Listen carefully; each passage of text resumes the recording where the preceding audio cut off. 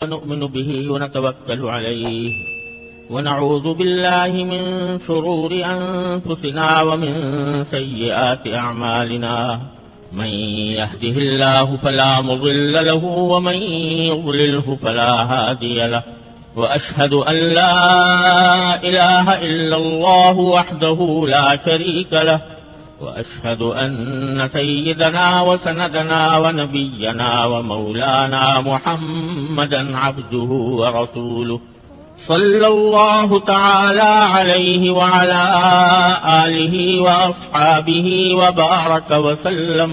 وبارك وسلم تسليما كثيرا.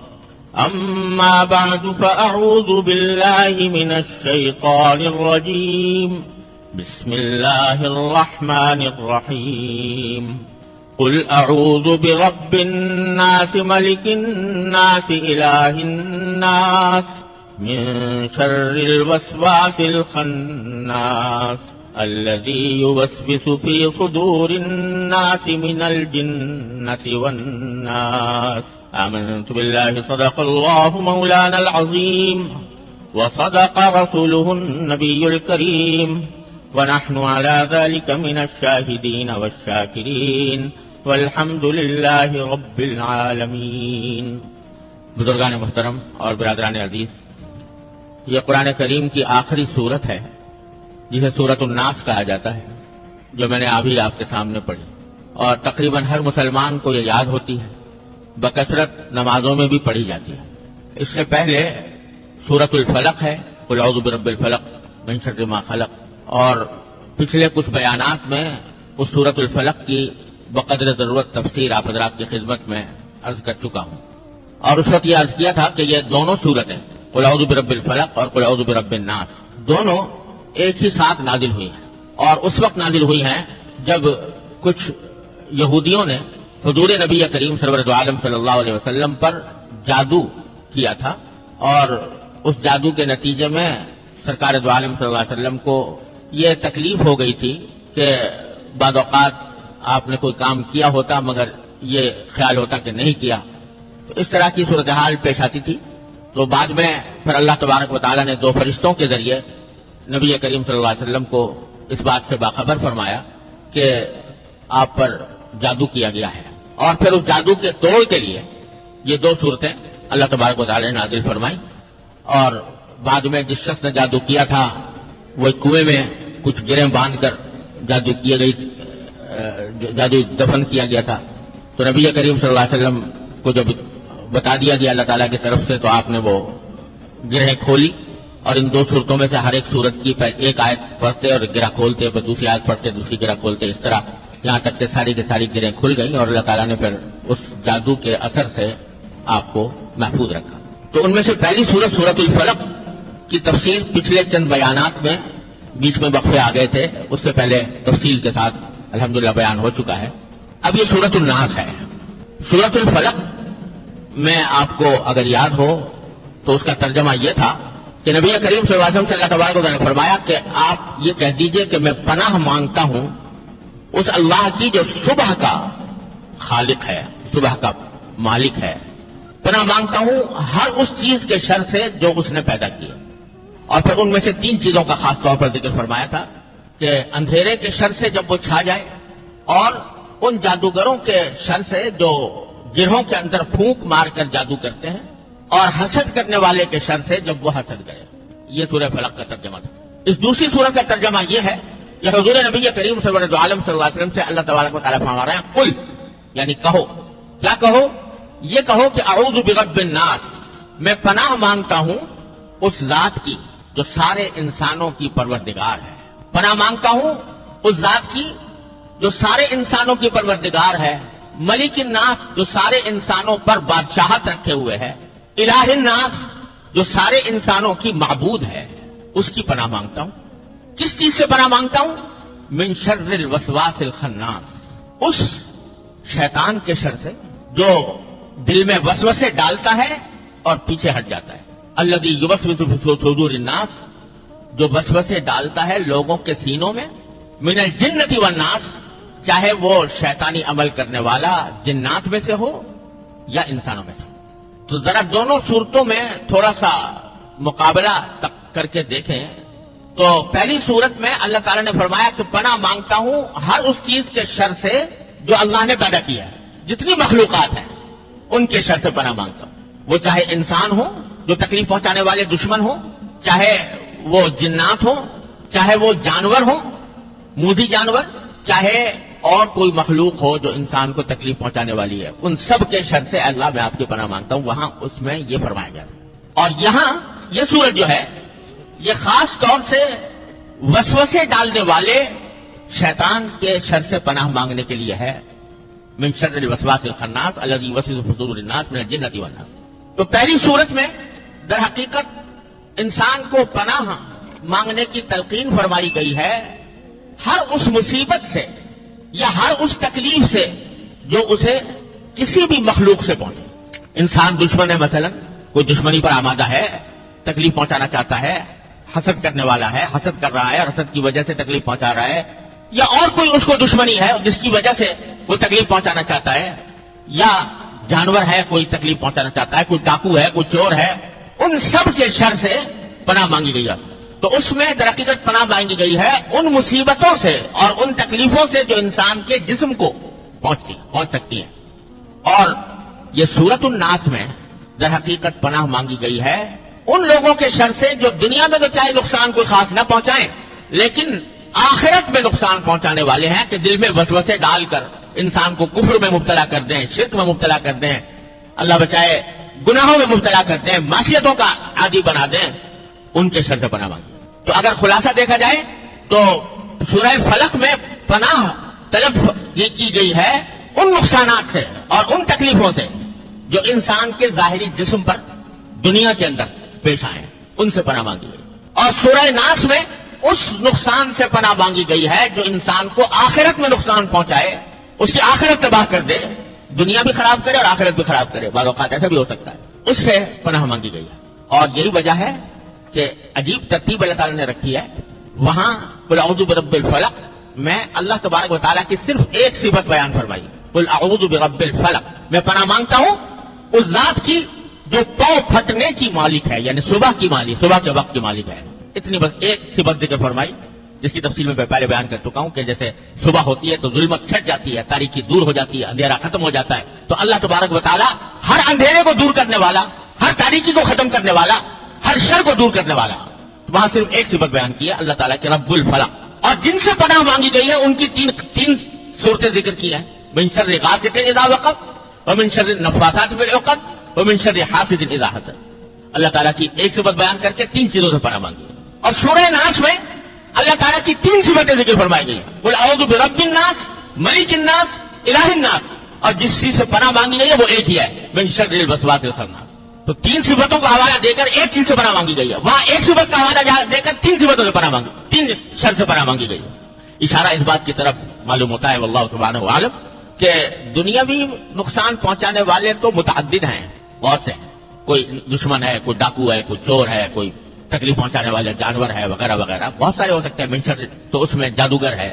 اور اللہ تعالیٰ کی ایک ہی صفت کافی ہے اس کا جواب دینے کے لیے، قل اعوذ برب الفلق. اس کا نقصان دنیا تک محدود رہے گا اور دنیا ہی کی حد تک اس کا اثر ظاہر ہوگا. لہذا اللہ تعالیٰ کی ایک صفت کافی ہے برب الفلق، بخلاف سورۃ الناس کے کہ وہاں ذکر ہے اس نقصان کا جو کوئی انسان کو آخرت میں پہنچائے. شیطان جب دل میں وسوسے ڈالے اور ان وسوسوں کے نتیجے میں انسان، اللہ بچائے، ایسا بھی ہو سکتا ہے کہ کفر و ارتداد میں مبتلا ہو جائے، اللہ تعالیٰ حفاظت فرمائے، تو ساری آخرت ہی تباہ ہو گئی. اور اگر کفر نہیں تو گناہ کا وسوسہ ڈال لے، یہ گناہ کر لو، یہ گناہ کر لو، یہ گناہ کر لو، اور انسان اس گناہ کی اس کے وسوسے کی تعمیل میں گناہ کر بیٹھے تو چاہے پوری آخرت تباہ نہ ہو لیکن ایک بہت مدت تک اس کو جہنم کے عذاب کا سامنا کرنا پڑے گا. اور جہنم کا عذاب دنیا کی تکلیفوں کے مقابلے میں کہیں زیادہ ہے. ساری زندگی انسان تکلیفوں میں مبتلا رہے، ایک ذرہ برابر اس کو خوشی نہ ملے تو وہ ہلکا ہے بنسبت اس کے کہ تھوڑی دیر اللہ بچائے جہنم میں چلا جائے. اس جہنم کا عذاب اتنا سخت ہے. اس لیے جہنم کی وہ آخرت کی تکلیف، آخرت کی مصیبت دنیا کی مصیبت کے مقابلے میں کہیں زیادہ ہے. لہذا اس میں اللہ تعالیٰ کی تین صفتیں بیان فرمائی. پناہ مانگو کس سے؟ اس ذات سے جو تمام انسانوں کی پروردگار ہے، جو تمام انسانوں کی بادشاہ ہے، جو تمام انسانوں کی معبود ہے، اس کی پناہ مانگو، اس کے حوالے سے پناہ مانگو کہ اللہ آپ تو ہمارے رب بھی ہیں، پروردگار ہیں، آپ نے پیدا کیا، آپ ہی نے پالا پوسا، آپ ہی نے پروان چڑھایا، اور آپ ہی کی سلطنت ہے تمام کائنات پر، للہ ملک السماوات والارض، اور آپ ہی ہمارے معبود ہیں، آپ ہی کی ہم عبادت کرتے ہیں، الہ الناس۔ تو ہمیں اس شیطان سے پناہ میں رکھیے، اپنی پناہ میں، جو وسوسے ڈال کر پیچھے ہٹ جاتا ہے۔ اور تینوں صفتیں وہ ذکر کی گئی ہے اللہ تعالیٰ کی جو حفاظت کے اوپر دلالت کر۔ رب کے کیا معنی؟ وہ ذات جو پرورش کرتی ہے، پالتی ہے، پروردگار ہے۔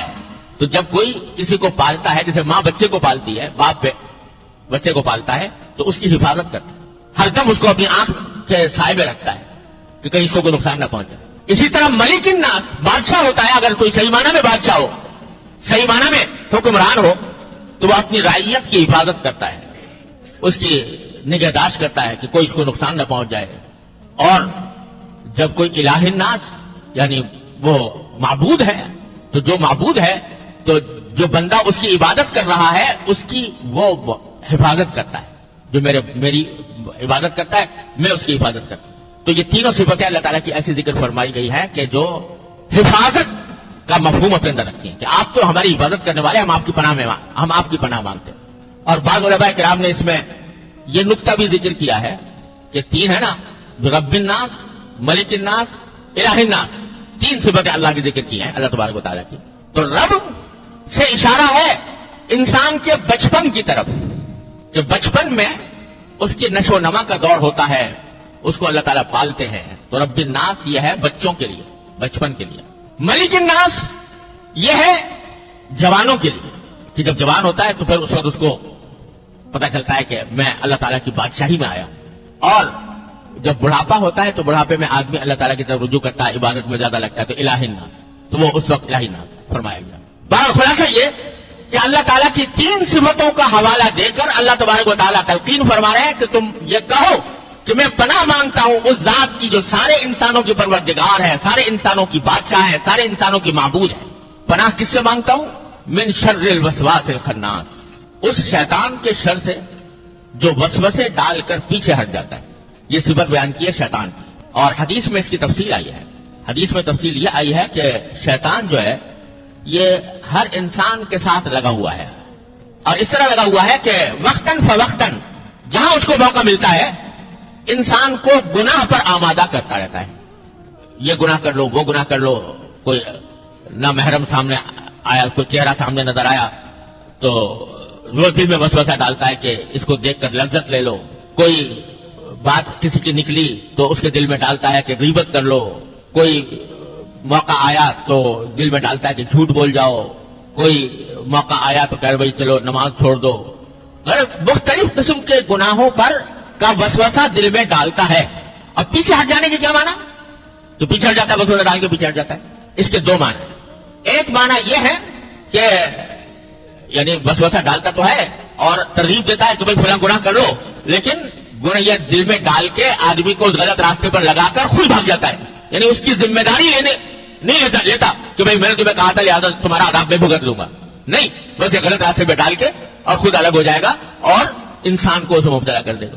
ایک تو اس کے معنی یہ ہے، اور دوسرے معنی حدیث میں رسول کریم صلی اللہ علیہ وسلم نے ارشاد فرمائے کہ شیطان کا معاملہ یہ ہوتا ہے انسان کے ساتھ کہ وہ اس کے دل میں برے برے خیالات، برے برے ارادے پیدا کرتا ہے، لیکن جو ہی ان ارادوں کے پیدا کرنے کے بعد جو ہی اللہ کا بندہ اللہ تبارک و تعالیٰ کا ذکر کر لیتا ہے تو فوراً پیچھے ہٹ جاتا ہے، بھاگ جاتا ہے۔ یعنی اللہ تبارک و تعالیٰ اس لفظ کے ذریعے اس بات کی طرف اشارہ کر رہا ہے کہ ڈرو مت زیادہ اس کے وسوسے سے، یہ جو ہے تو خطرناک، اگر وسوسہ کام کر گیا تمہاری آخرت تباہ کر دے گا، لیکن زیادہ ڈرنے کی بات نہیں، کیونکہ یہ وسوسہ ڈالتا ضرور ہے، لیکن جو بھی تم اللہ تعالیٰ کی طرف رجوع کرو گے، اللہ تعالیٰ کی پناہ مانگو گے، اللہ تعالیٰ کا ذکر کرو گے، یہ پیچھے ہٹ جائے گا۔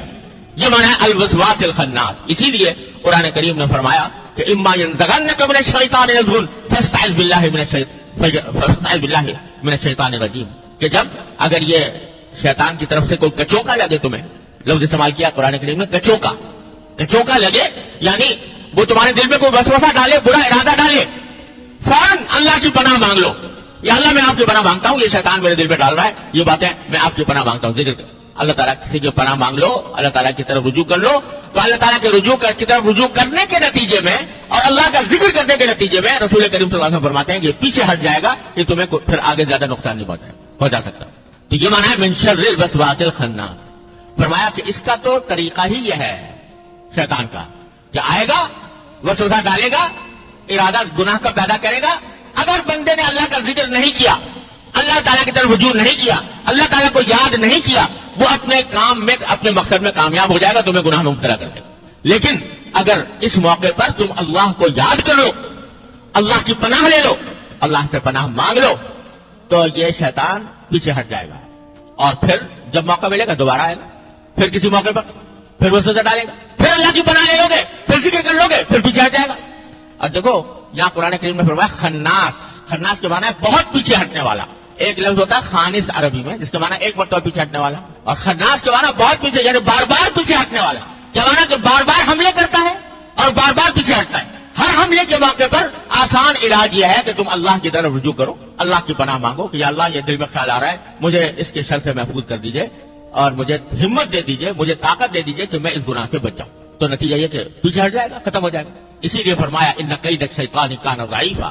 شیطان کی جو تدبیر ہے بڑی کمزور ہے, یہ مسلط تو رہتا ہے انسان کے اوپر, لیکن جہاں ذرا آدمی سانوٹا ہوا, یعنی ذرا جم گیا, اس کے مقابلے پر بیٹھ جاتا ہے, پھر وہ نقصان نہیں پہنچاتا. ان قید الشیطان کان ضعیفا. شیطان کا شر جو ہے بڑا کمزور ہے. دیکھو اللہ تبارک و تعالی کی حکمت اور رحمت سے یہ بات بعید ہے کہ وہ زہر پیدا کرے اور تریاق نہ بتائے. اللہ تعالیٰ نے جو کوئی بیماری پیدا کی ہے اس کا علاج بھی پیدا کیا, جو کوئی زہر پیدا کیا ہے اس کا تریاق بھی پیدا کیا ہے. تو جب شیطان کو پیدا کیا, شیطان انسان کے لیے ایک زہر ہے, یہ شیطان انسان کے لیے ایک زہر ہے. تو اللہ تعالیٰ کی ذات سے یہ ممکن نہیں تھا, اس کی قدرت سے, اس کی رحمت سے, اس کی حکمت سے یہ ممکن نہیں تھا کہ وہ زہر کو پیدا کرے اور تریاق نہ پیدا کرے. اللہ تعالیٰ نے تو ہر ایک چیز کا تریاق پیدا کیا. میں ایک مرتبہ ایک سفر میں جا رہا تھا جنوبی افریقہ میں, کیپ ٹاؤن کے قریب, گاڑی میں سفر کر رہے تھے. تو راستے میں ایک جگہ ایسی آئی کہ ذرا بڑی خوبصورت معلوم ہو رہی تھی, منظر بہت اچھا تھا. تو ہم نے کہا تھا تھوڑی دیر یہاں رک جائیں, تو تھوڑی دیر رک کے چلیں گے آگے. رکا تو قریب میں سامنے ایک درخت نظر آیا, ایک درخت, چھوٹا سا درخت تھا, جھاڑی جیسی, بڑی خوبصورت پتے اس کے, بہت خوبصورت, اور ایسے لگ رہے جیسے مخمل کے کچھ پتے ہوتے ہیں اس طرح کے. تو میں اس کی طرف بڑھا اور اس کو ذرا ہاتھ لگانے, جنگلی پودا تھا, ہاتھ لگانے کا ارادہ کیا اس کو ذرا دیکھنے کے لیے کیسا ہے. تو میرے جو ساتھی تھے انہوں نے دم سے مجھے بڑے زور سے روکا کہ مرنا قریب نہ جائیے اس کے. میں نے کہا بھائی کیوں؟ کہا کہ یہ ایسا پودا ہے کہ اس کے اوپر ہاتھ لگاؤ تو اس سے ایسی تکلیف ہوتی ہے جیسے بچھو کے کاٹنے. اگر اس کو ہاتھ لگا لے انسان تو بچھو کے جیسے کاٹنے سے تکلیف ہوتی ہے, درد ہوتا ہے, اس طرح کی تکلیف ہوتی ہے اسے, تو اس لیے ہاتھ نہ لگائیے اس کو. میں بڑا حیران ہوا اور ساتھ ہی میں نے یہ کہا بھائی یہ تو بڑی خطرناک چیز ہے, آپ نے تو مجھے بتا دیا. تو میں رک گیا اس سے. نہ جانے کتنے لوگ ہیں جو اجنبی گزرتے ہوں گے تو وہ ہاتھ لگاتے ہیں, ان کو تکلیف پہنچائی, کیا قصہ. تو نے کہا مگر جی ایک عجیب بات یہ ہے کہ جہاں یہ پودا ہوتا ہے اسی کے جڑ میں ایک اور پودا نکلتا ہے, اور اس کو ہاتھ لگا کر جو تکلیف اگر ہو گئی ہے اس کو ہاتھ لگا دے تو وہ دور ہو جاتی ہے. وہ یہ پودا جو ہے یہ اس کو ہاتھ لگاؤ تو بچھو کے کاٹنے جیسی لہریں انسان کے اندر پیدا ہو جائیں گی, اور نیچے ایک چھوٹا سا پودا اگا ہوا ہے اس کو ہاتھ لگا دو تو وہ ساری تکلیف دور ہو جائے. میں نے کہا تبارک اللہ احسن الخالقین. جو زہر پیدا فرمایا تو اس کا تریاق بھی ساتھ ساتھ موجود ہے اللہ تعالیٰ کی طرف سے, اس کی رحمت اور حکمت کا معاملہ یہ ہے. تو ایک طرف تو مجھے اس وقت یہ عبرت ہوئی کہ دیکھو یہ دیکھنے میں کتنا خوبصورت پودا ہے, اتنا حسین ہے کہ بے ساختہ دل چاہتا ہے اس کے پاس جاؤ, اس کو ہاتھ لگاؤ, دیکھنے میں بڑا حسین ہے, لیکن اتنا خطرناک اور اتنا زہریلا ہے کہ بچھو کے کانٹے جیسی لہریں اسے پیدا ہو جاتی ہیں. تو اس دنیا میں جتنے گناہ ہیں, گناہ دنیا کے اندر ہے, ان سب کی ایک مجسم مثال ہے یہ پودا کہ دیکھنے میں بڑا خوبصورت لگتے ہیں. ایسا معلوم ہوتا ہے کہ اس سے بڑا لطف آئے گا, بڑا مزہ آئے گا, بڑی لذت حاصل ہوگی, لیکن انجام کار وہ زہریلے ہیں, وہ بچھو کے کاٹنے کی طرح کی چیز ہے. ایک تو یہ سبق ملا. دوسرا سبق یہ ملا کہ جس اللہ تعالیٰ جہاں کہیں کوئی زہر پیدا کرتے ہیں اس کا تریاق بھی پیدا فرماتے ہیں, اس کے ازالے کی تدبیر بھی عطا فرماتے ہیں. تو جب شیطان کو پیدا کیا وہ انسان کے لیے ایک زہر تھا, تو اس کا تریاق بھی اتنا آسان بنا دیا, اس کا تریاق بھی اتنا آسان بنا دیا کہ اگر اس کے ڈسنے سے پہلے اس کا تریاق یہ ہے کہ اللہ کی طرف رجوع کر لو، اللہ کی پناہ میں آ جاؤ. اما ينزغنك من الشیطان نزغ فاستعذ باللہ. جب تمہیں شیطان کچو